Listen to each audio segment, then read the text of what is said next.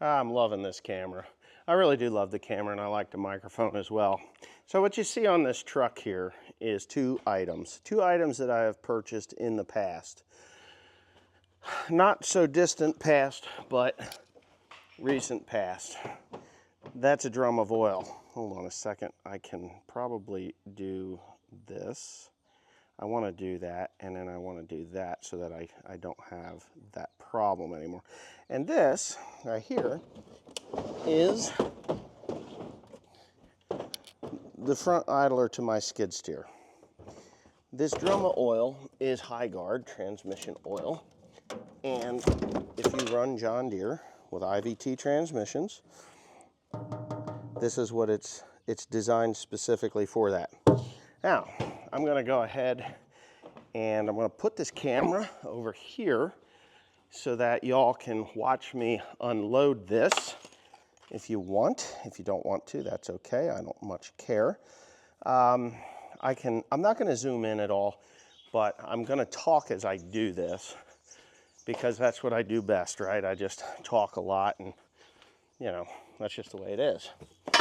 So first off, we're going to unload the oil. Nah, we're not going to unload the oil. We're going to unload this idler. So this idler, just about 4 years ago, was somewhere around $450 for that idler, and I'll break it out of its thing there in a minute. $450. The idler right now, what did I do with that thing? Yeah, I threw it there.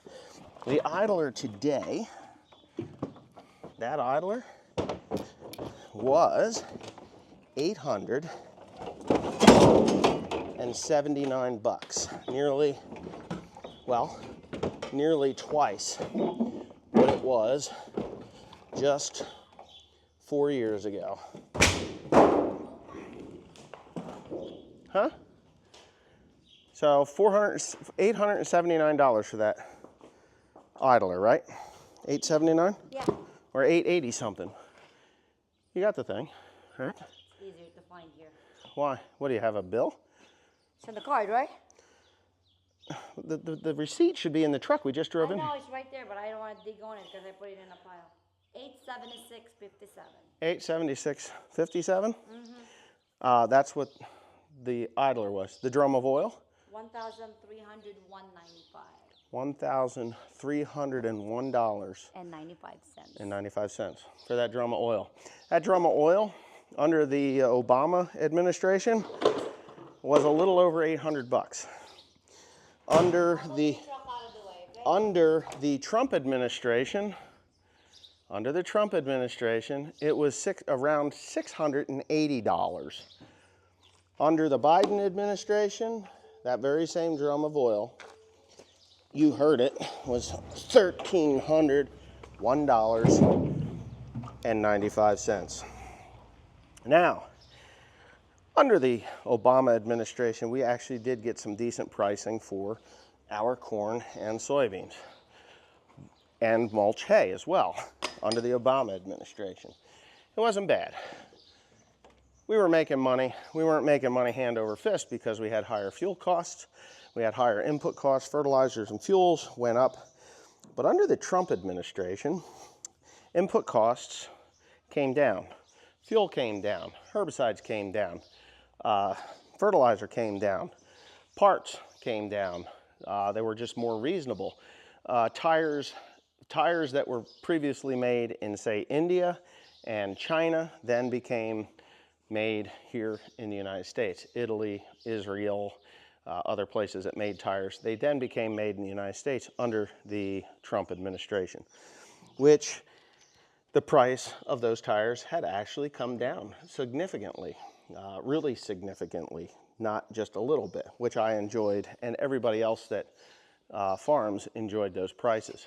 So with that, you know, what do you do? What do you do when you, oh, come on. Oh, it's you.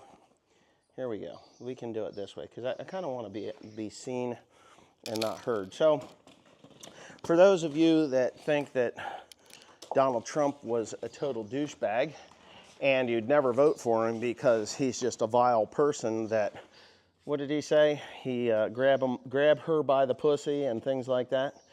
You know what? You can't sit there and tell me that you were a perfect individual. Not everybody. There are a few people out there that would never, ever, ever, ever, ever say something like that. But you are in the minority. The minority. Either you're a recluse that has no friends and you would never say something like that, which is fine, to each their own. The 34 felonies that Donald Trump was convicted of, if you understood what he was convicted of, it wasn't even a felony. They made it a felony. They made it a felony. They changed the law to make it a felony so that they could say that they convicted Trump of felonies. That's a fact. You can argue it all you want. And no, it was not for having sex with a porn star. Everybody says it's because he had sex with a porn star. Quite honestly, I don't give a rat's ass if he had sex with the whole cast and crew of the Houston 500. It makes no difference to me at all. I don't give a damn about his sexual habits as long as it doesn't have anything to do with children. If it's just adults in the room and they make adult choices and do adult things, and that's perfectly fine by me. I don't want to know about it. I don't want to hear about it. I don't want to think about it. I don't care. So I don't care about golf swings. I don't care about any of this crap. You know what I care about? I care about money, right? So I'm in business here as a farmer. We're farmers, right? Yeah. We're in business as farmers. We're not looking to get rich. Are you looking to get rich? No. We're not looking to get rich. Are we looking to put our son through school? Yes. Are we looking to make a better life for us and him? Of course. Of course. That's exactly what I'm here for. And I can tell you, my memory is a lot longer than a lot of people. A lot of people that I'm friends with, a lot of people that know me on YouTube, my memory is much longer than most of yours. Because I can remember back to the Reagan years.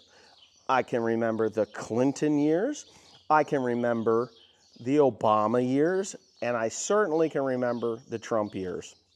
Now, the farm crisis of the 1980s were a direct result of poor farm policies of the 1970s.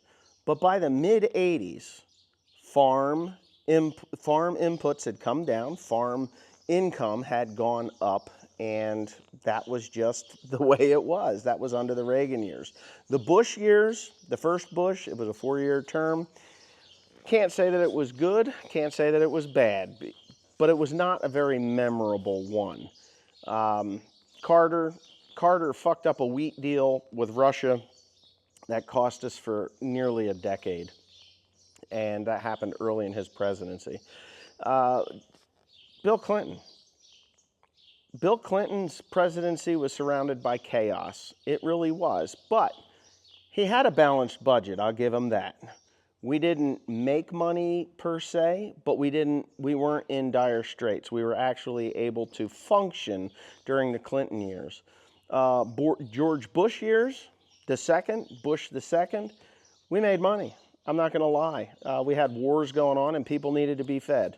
So we made money, and an old cow in the dairy was, an old cow in the dairy business. She went to beef. And it got to dried beef, which is what the military was looking for, and for their MREs and other meals that they were feeding the soldiers abroad. So we made money under that. Obama, we had good prices. I'm not going to lie, but we also had higher prices for our inputs, just like we're having today, but never on the scale of what we're having today. You want to talk about inflation at the grocery store, where your food is twice as much? Well, I just showed you 2 items that are twice as much, and all they do is lubricate a transmission in a tractor, and the other one keeps my skid steer rolling. That's it. It's an expense. Those machines are used to produce a crop, which is now, even with elevated input costs, like fuel that is now what is it? What was the fuel bill the other day? How much per gallon? $3.29. sounds like a good number. $3.30 for off-road diesel fuel. Under the Trump administration, it was $1.42. $1.42. And when you're burning 15,000 gallons of diesel fuel to produce the crop, you take that double, twice. Well, no, it's more than twice. It would have been 280, just 284. $2.84 would be twice. Add another dollar to the, add not even a dollar, 284, add another 40 cents, 50 cents. So $1.50 a gallon. No, $1.40, $2, yeah, $2.50. $2.50 more a gallon for fuel. Unless my math is wrong. The Asian's behind the camera. She's good in math and she's looking at her phone, so it's not helping anything anyway. So could you break that down? $1.42 versus the $3.30. What is it? Divide it by, whatever. What do you need? I need to know how much more money. Subtract $1.42 from $3.30. That make life a lot easier. $1.90. So $1. Okay, so I was really About $2. about $2. Is it $1.90 or $1.92? $1.90. Okay, so $1.90. $1.90 a gallon more, which is more than double plus 40 cents, 38 cents. Corn, as that is right now today at the cost or the price that it was under Trump. So $4 corn, $3.75 to $4.25 corn. That's where it was floating around back under Trump. Soybeans were somewhere as $8 to $10 back then, but the input costs are more than double. So yeah, a year and a half ago we got over $7 for corn, and soybeans were at the $16. 2 years ago, $16 for soybeans, but fertilizer was not $240 a ton or $400 for a blend. They are now $800 and some dollars, $600 to $800 for that very same blend. K-Mag was over $800 a ton, and I used quite a bit of K-Mag this year, costing me $75 per acre on, how many acres was that? 1,300 acres. So there you go. $75 on, so it was a lot of money. We spent a lot of money. Oh, people's just going to say, you just like the bitch. We're not bitching. We're just trying to show that farming today is in a position like it was back in 78, 79, which set us up for the 1980s bankruptcies. Now, there are some avenues to get out from under bankruptcies. I know that I owe a lot more money than I want to owe right now, and it's not raining. If it starts raining today, I'll be set in a pretty good position. If it stops raining today, we're fucked. Could you agree? Yes. We are fucked beyond fucked. Yes. And I'm not the only one, because we were just, 10 miles to our west? Those boys are fucked beyond fucked right now. Corn looks like pineapples. I shouldn't complain at all because my corn isn't even curling. There's a couple of spots where it's known to be very dry. Those have a little bit of curl on them today. But we're looking for rain on Tuesday, Wednesday, Thursday, and Friday of this coming week. I'm not worried, but I have a soybean field, 50 acres of soybeans that we just walked into that are drought stricken. They're done. As far as I'm concerned, I got back in the truck and told Teresa, hey, you know what I'm going to do?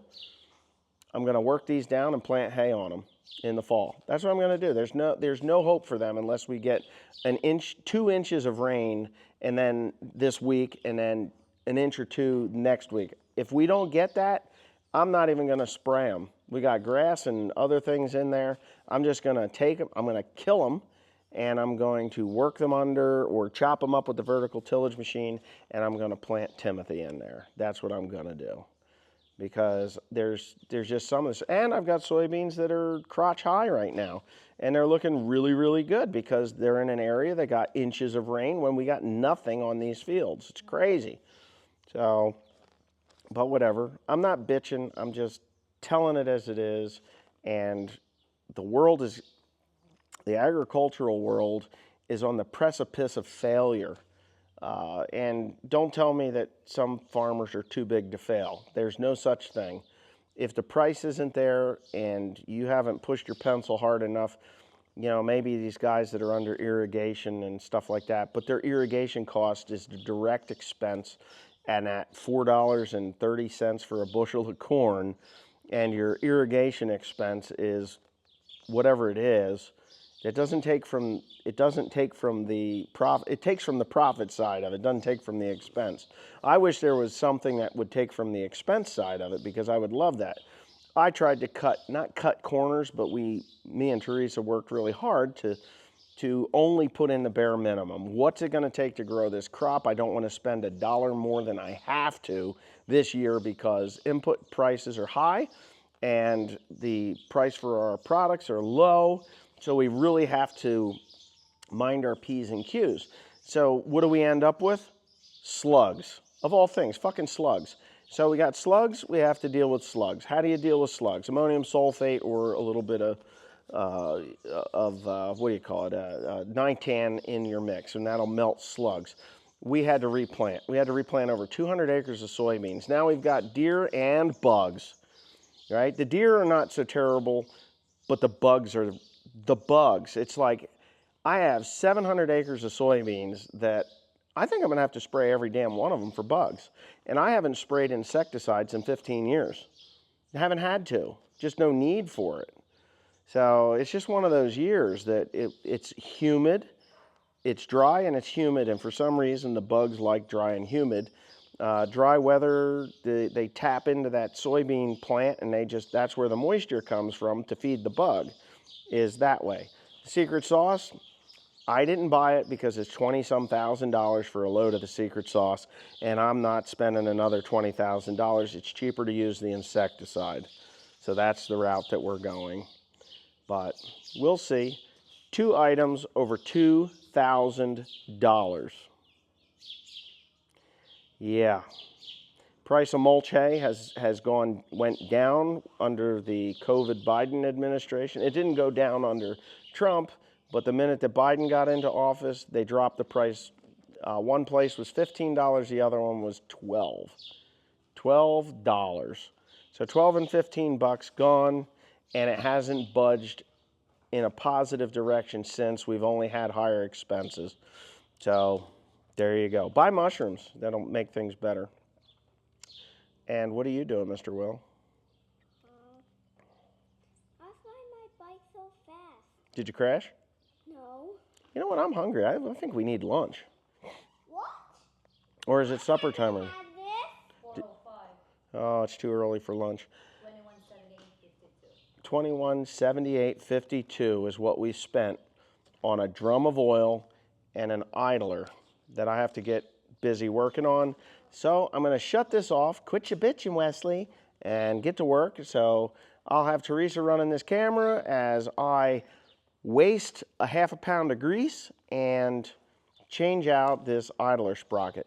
And there's probably going to be a fair amount of cursing involved in this thing. So it's going to get flagged by Gobble My Balls, right? Yep. Okay, so here we go. Yeah.